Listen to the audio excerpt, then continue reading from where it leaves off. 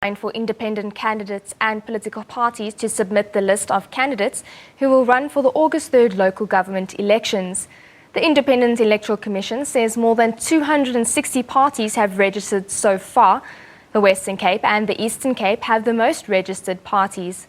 The IEC said registered parties that wanted to contest the election should submit lists of their candidates before the close of business today at 5 p.m.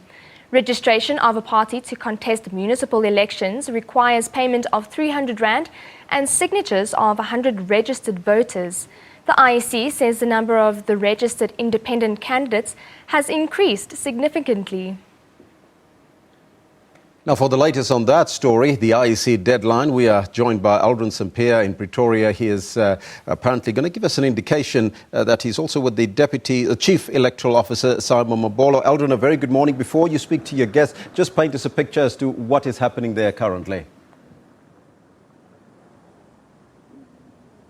Well, good morning, Elvis. You know, the expectation has been that the IEC would be receiving all the names and the different lists of candidates here at the head office, but an indication is that actually what's happening this year is that submissions are made online at the various IEC branch offices as well, and that's where the submissions are made. So no political parties currently here, and tell you what, today is crunch day. We've been trying to set up interviews with different political parties, and you know, normally political parties are quite easy and always available for an interview, but today was a bit more difficult as they tried to meet the 5 o'clock deadline because they have to make sure that they submit all the names, all the potential candidates who will be running for the municipal elections by 5 o'clock this afternoon. And right now I'm joined by the Deputy Chief Electoral Officer, Sy Mamabolo. Thank you so much, Mr. Sy, for joining us. At crunch time indeed, is the IEC ready? How are the systems running this morning? We are quite happy. The tension is building, the excitement is building.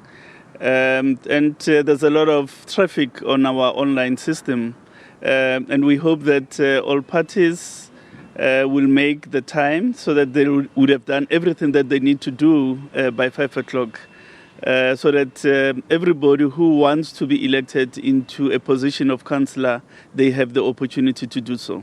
And let's just quickly speak about the option that's now available to make the submissions via online instead of going through to an IEC office. How did you guys come up with that plan? And as you indicated earlier on, that it's a first on the continent. Indeed, our view was we needed to take advantage of the advancement in ICT. And in order to take advantage of the possibilities given by ICT, we thought, let's give political parties an opportunity to control the process because they capture at their own pace. They can verify there and there whether a candidate is qualified or not. For instance, whether the candidate is registered in the relevant municipality. Instead of having to fill out manual acceptance of nomination, the system prints for them a pre-populated acceptance of nomination, and all that is left is for the candidate to sign it. So there are all those advantages that are inherent in the online system. Furthermore, you can also make payment of the election deposit online through a payment gateway. And how's it been going so far in terms of the names? How many names have been submitted so far? And earlier on, we were also speaking about the deadline. That come 5 o'clock and you haven't submitted your names or the potential candidates, what happened? As at midnight last night, we had just about 35,000 people captured. They still need to be submitted formally, so parties are busy with that as we speak. And 5 o'clock, we will switch off the system.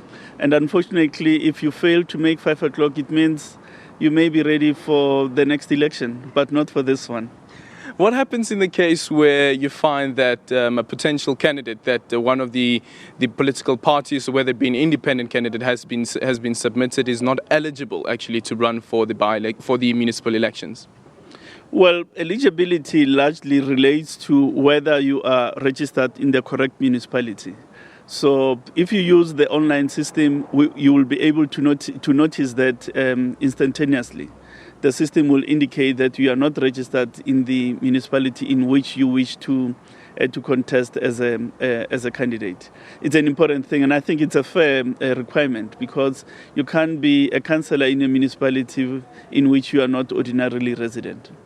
And let's quickly speak about the different political parties. Of course, the political parties have signed the electoral code of conduct, but what we've seen in different media reports and stories that we've covered as well at SABC News is there seems to be some tension that has also gone violent, and some cases being investigated by the police. A case in place right now is the EFF and the ANC in Mpumalanga as well as KwaZulu-Natal. Yes, we've received objections on the side of the EFF. The Commission is seized with those objections, and furthermore, the Commission has sought an audience with the leadership of the EFF, and we hope that that meeting will be concluded soon. What's the process when a political party has an objection, for instance, and is not happy with the conduct of a particular party, or in this case, even an independent candidate? Well, the idea is that, or rather the scheme is that the Electoral Court is empowered by the Electoral Commission Act to adjudicate disputes relating to the violations of the Code of Conduct. So there are a number of ways. The party can approach the Electoral Court on its own initiative to say, such a party has done this following things which are contrary to the provisions of the code. So the Electoral Court will then adjudicate the matter, and if it finds evidence, then they can they can prescribe certain sanctions, such as a fine of no less than 200,000. They can order that the party be deregistered, or that a portion of their votes not be counted. So they are quite far-reaching sanctions that the Electoral Court can dispense. We obviously are also building an internal capacity to assist parties to look into these issues, and which is why we are entertaining those that came from the EFF. Just finally, just a quick message to these different political parties, as well as those who will be contesting the municipal elections, including the independent candidates. Our message is that elections is about the citizens of the country. Really, let's allow them space. Let's campaign hard. Let's campaign vigorously. But as we do so, let's give the citizens of the country to shape the political future of the Republic. And they'll do so on the 3rd by casting their ballots, and in so doing, making a determination about the leadership that must govern our various municipalities. Thank you. That's Sy Mamabolo, the Deputy Chief Electoral Officer of the IEC, and as he indicated there that 5 o'clock is the deadline. If you haven't submitted your names by 5 o'clock, unfortunately, as he puts it jokingly, that means that you're ready for the next municipal municipal elections.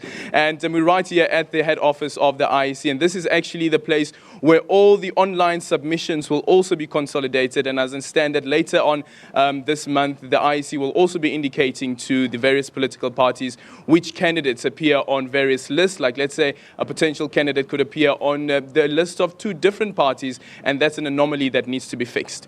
Aldrin Sampear, thank you so much for that report. That's our reporter there in Centurion, Aldrin Sampear. As you heard there, cut-off date is today. It's D-Day for all political parties and independent candidates.